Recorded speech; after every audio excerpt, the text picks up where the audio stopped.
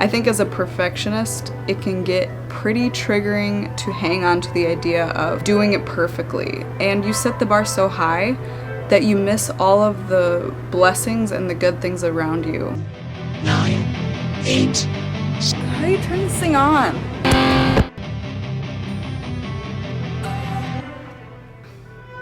Today, I want to talk a second about progress over perfection and why I used to think that was BS. If you're new here, my name is Kara. I've helped myself lose 30 pounds and heal my gut. Now I'm helping my clients do the same. So I invite you to subscribe so you never miss another video to help you do the same. It was 2014 and I started working out. I was doing a Bikini Body Guide by Kayla Tines, and I started to hear this phrase, progress, not perfection. And at that time, I was very, moldable. I would just go whatever which way seemed like everyone else was going, and I would just post. It always felt so slow, and I am a perfectionist, so how do you deal with that? Don't seek perfection when you're a perfectionist. And I think that as I've grown in my maturity as a Christian, and not just a Christian, but in my relationship with God, it's not about making life perfect, and it's not about perfectly reaching your goals 100% of the time. I think of this world as, you have to hit this number.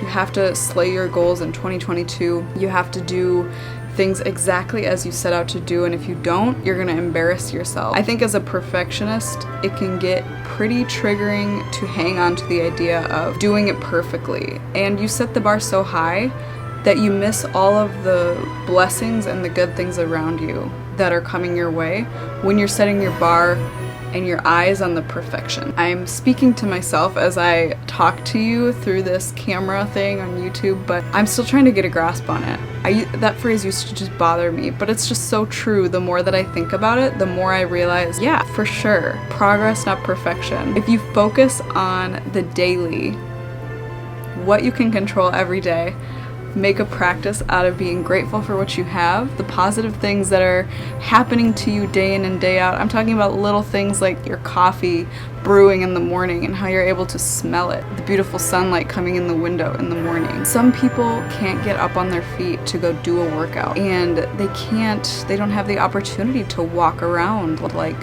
I do.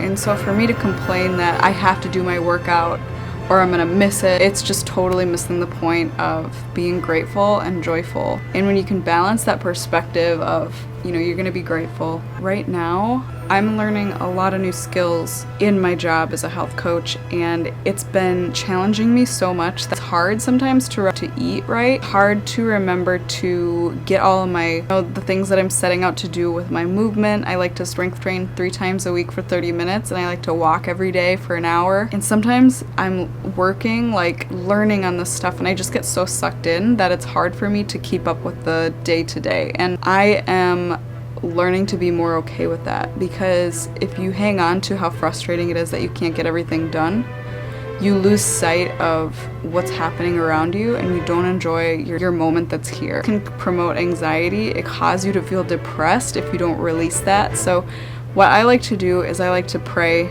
to God. I just surrender it every time that it's bothering me. I say, I don't feel this yet, but I'm asking you to help me feel peace.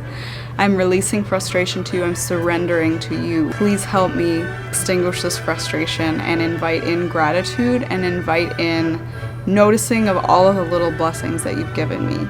These cliche statements we hear all over the place, like gratitude, progress, not perfection, they are all over the place for a reason, but we each need to come to terms with how that applies to our own individual life. Because if you just hear something, it's not going to register. You have to go through something challenging, learn the lesson before some things apply and some things make sense. Take care, I'll see you in the next video.